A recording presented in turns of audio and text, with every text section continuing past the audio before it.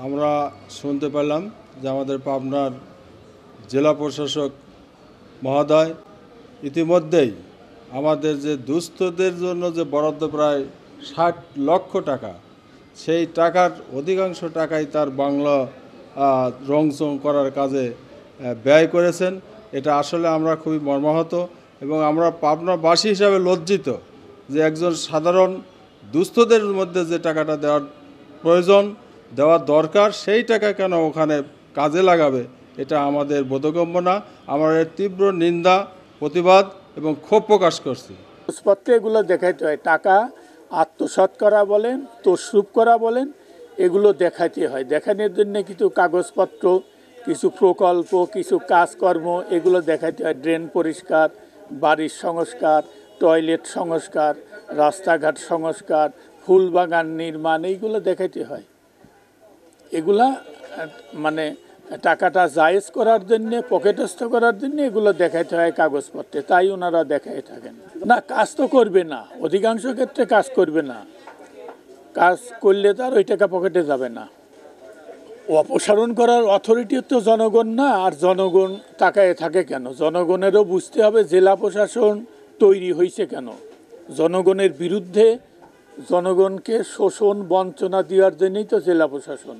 জনগণের কাছে খাজনা নেবে, ট্যাক্স নেবে, তাদের জমি দখল করবে, তাদের ভোগান্তি স্বীকার করবে, তাদের নামে মামলা দেবে, তাদের ভূমি অধিগ্রহণ করবে, অবৈধভাবে করবে। এবং জনগণ কেন তাদের স্যালুট করে এটা জনগণ জানে। সে তার অথরিটিতে, যেহেতু তার সইতে টাকা উত্তোলন হবে, সে দেখাই দিছে যে তার বাংলা সংস্কার। 40 লাখ টাকা দিয়ে ডিসির এরকম একটা নতুন বাংলো বানানো যায় দোতলা। আসলে এমপি মহোদয় নয়, এখন দায়িত্ব জেলা প্রশাসকের। আমার মনে হয় জেলা প্রশাসক জানা উচিত ছিল যে টিআরটা দিয়ে কী কাজ করে, কোথায় কোথায় কাজ হয়, গ্রামীণ অবকাঠামো উন্নয়ন, মসজিদের উন্নয়ন, পুকুরঘাটের উন্নয়ন, যাতে মানুষ চলাচল করতে ডিস্টার্ব না হয়, রাস্তাঘাটের উন্নয়ন। এটা হচ্ছে বিভিন্ন সময় টিআর ইউনিয়ন পরিষদের চেয়ারম্যান মেম্বারের দিয়ে এই কাজগুলো করায়, আমি এইটুকু জানি। এখন ডিসি সাহেবের আওতায় তো পাবনা জেলাতে ডিসি সাহেব আছে, তার আওতায় সব কিছু আছে। উনি কোন অর্থ দিয়ে কী বরাদ্দ করবেন সেটা তার বিষয়। সাধারণত টিআর দিয়ে আমার জানা মতে এরকম কোনো কাজ হয়নি বিগত দিনে। আমার মনে হয় যে গরিবের টাকাটা আত্মসাৎ করুক বা অন্য কোনো কাজে ব্যয় হোক, এটা ঠিক হয়নি। ডিসি সাহেবের উচিত এই টিআর দিয়ে কী কী কাজ হয়, উন্নয়ন করে, উনি ভালো জানেন। আমার মনে হয় উনি এটা বিষয়ে ভালো ব্যবস্থা নেবেন।